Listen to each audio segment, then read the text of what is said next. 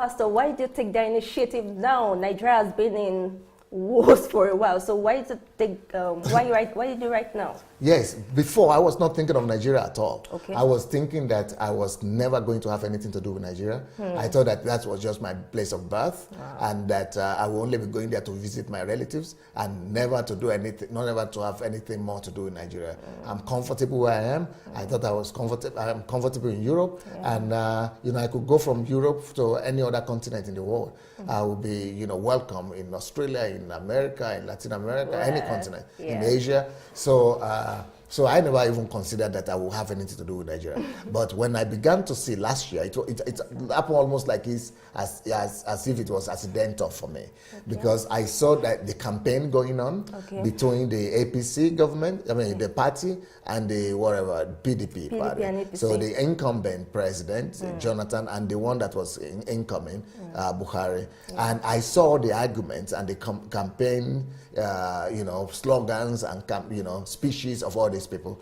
And I knew that Nigeria needed a change at that particular time. I just knew that we needed a change, and I know that somebody needed to speak for the voice of righteousness and for the country and for this change. And especially from the Christian community, I thought that some Christian leaders should raise their voice to, you know, call for change and call for righteousness. But unfortunately for me, all my friends that I was approaching that in Nigeria to do it, I told them, go and write an article, especially after Professor Yemi Osinbajo was selected to be the vice president. And I knew a lot of pastors and ministers who are his friends. So I was telling them, go ahead and release a voice to talk about the integrity of this man and let people know that this is the right person we need, and that with this man beside Buhari, that they will be able to bring about change in Nigeria.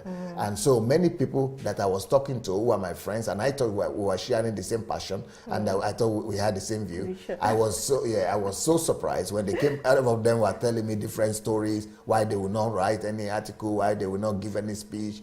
Then later on I discovered that actually they were all routing for Jonathan and for PDP, because they were saying, well, you know, this Buhari was going to Islamize Nigeria, and this Jonathan was there to you know, to protect the Christians and things like that. But they were not telling me that openly. It was later on that I began to hear that, and I discovered that 90% of the Christians, you know, leaders that you know, were actually going to support the incumbent that time. So I just said, okay, if you people know the truth, I said, do you know that this guy, even Buhari, has better integrity and better personal qualities to lead the country than this other government that is there now?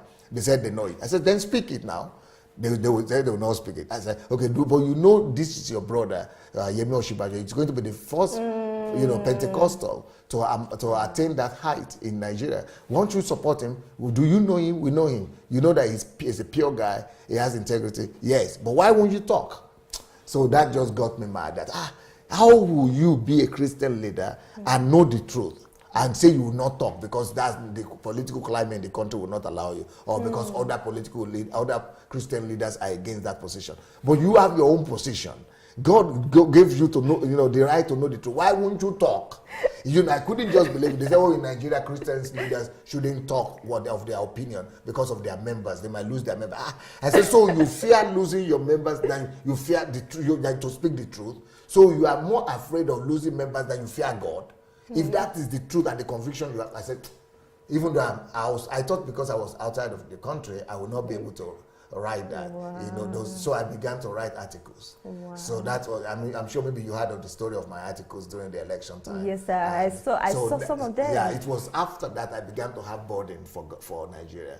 But then that same last year, May, it's a year ago now, Jesus appeared to me and spoke to me about that I should move back to Nigeria. So once I had that instruction now, I knew that, well, that burden that God had given me about the political change and everything was from God as well. And all the articles I had written.